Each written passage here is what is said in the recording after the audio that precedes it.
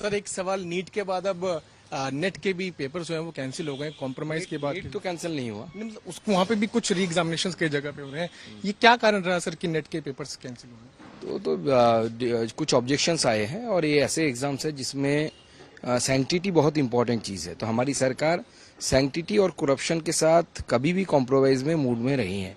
इसलिए जो सवाल उठे हैं, इसलिए परीक्षा के सिस्टम के ऊपर सबका विश्वास रहे, इसलिए इसको कैंसिल किया गया।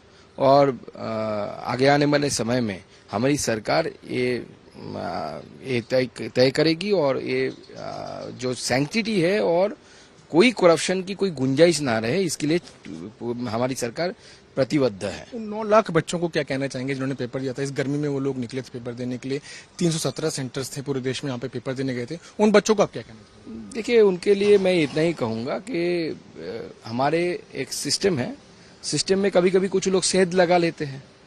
अब 75 साल में तो आपने इतने सरकारें चली, तो आपने क्या घूसखोरी बंद कर दी? कर संभव है, आपने क्यों नहीं कर पाया 60 सालों में? हम तो नहीं थे। तो सिस्टम ऐसा है कि चोरी होता है, आप तो सावधानी से जाते हैं, लेकिन बस में कभी कभी आपका पिक पॉकेट हो जाता है ना, तो सावधानी से रहने के बाद भी कभी कभी हो जाता है, तब रिकवरी करना पड़ता है। बच्चों को क्या कहेंगे, छात्रों को क्या कहेंगे? फिर से एक बार एग्जाम दीजिए, क्योंकि करप्शन इन्वॉल्व हो गया है उसमें।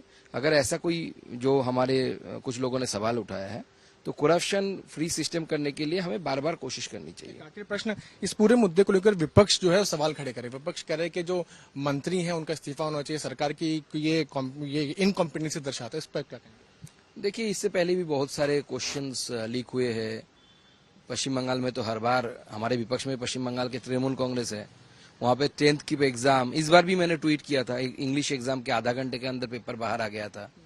तो कौन सवाल उठा रहा है उसमें? वो जो खुद नहीं कुछ कर पाए। तो आपने इतने सालों में हमने ये भी देखा, बड़े बड़े नेताओं के बेटे डॉक्टर बने, कितने सारे एग्जाम्पल आपको चाहिए पूरे देश में? मैं उठा उठा के एक एक स्टेट का एग्जाम्पल दे सकता हूँ। कितने कितने बड़े बड़े लोग अपने बेटी बेटियों को सेटल किए हैं।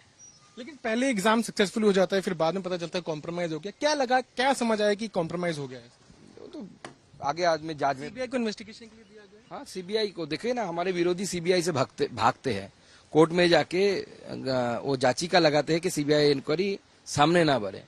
तो लेकिन हमारी सरकार ने सीबीआई इंक्वायरी दे दी। जो चोर है, जो करप्ट है, उनको जेल के पीछे भेजा जाएगा।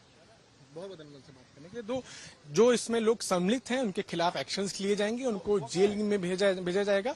साथ साथ एक बड़ी बात बताते हुए मिनिस्टर ऑफ एमओएस, जो मिनिस्ट्री ऑफ एजुकेशन के हैं, सुकांता मजूमदार, उन्होंने ये कहा कि इस पूरे मामले में सिस्टम में कहीं ना कहीं गड़बड़ियां पाई गई हैं और इस सिस्टम को ठीक भी जल्द किया जाएगा।